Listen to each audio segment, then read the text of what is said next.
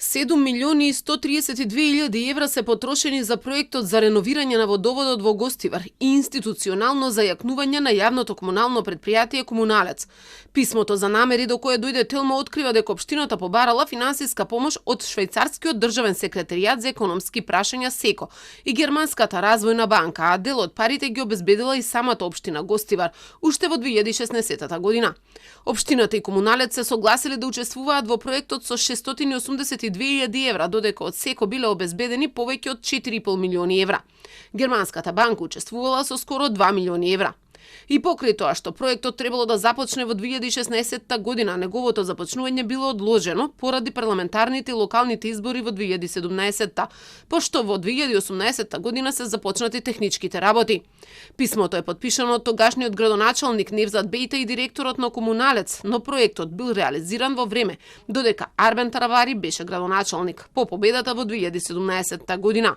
Извори од Комуналец за Телма брифираат дека дел од проектот никогаш не бил реализиран, додека дел и покрај тоа што бил пуштен во употреба, никогаш не профункционирал. Ова се сите планирани инвестиции кои требало да го подобрат водоснабдителниот систем, а меѓу нив било и да се изградат 3 резервоари за вода, кај Бајница, кај Чегран и кај Здуње. Најголемиот кај Здуње од 6000 метри кубни бил пуштен во употреба во 2024 година, но според истите извори, поради преместување на резервоарот, никогаш не профункционирал. Биле пријавени проблеми со неговото полнење. Другите два помали резервоари од 900 и 800 метри кубни вода не биле изградени, иако дел од цевководите кои требало да водат до нив биле пуштени. Токму поради тоа што проектот е половично изведен, хидроуличното зонирање и управување со притисокот не можело да се изведе, а тоа резултирало со постојан недостиг на вода и нееднаков притисок во некои делови од општината.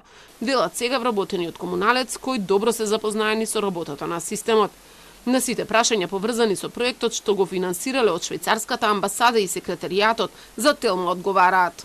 Длабоко жалиме за настаните во Гостивар и сакаме да изразиме искрено сочувство до засегнатите лица. Проектот започна во декември 2016 година и заврши во декември 2023 година. Сите компоненти на проектот финансирани од нашите придонеси се завршени, а проектот е предаден на јавното комунално предпријатие на Гостивар. Од декември 2023 година не сме вклучени во интервенции и инвестиции во системот за водоснабдување, бидејќи работењето и одржувањето се во надлежност на јавното комунално предпријатие. Според информациите од обвинителството, засега истрага за реализација на проектот нема. Гостиварци пак постојано се соочуваат со проблеми со водоснабдувањето, кои резултираа со епидемија. Премиерот Христијан Мицковски во изјава за медиумите рече дека има надзор кој треба да изврши ревизија и на овој проект, но не истакна за која институција мисли.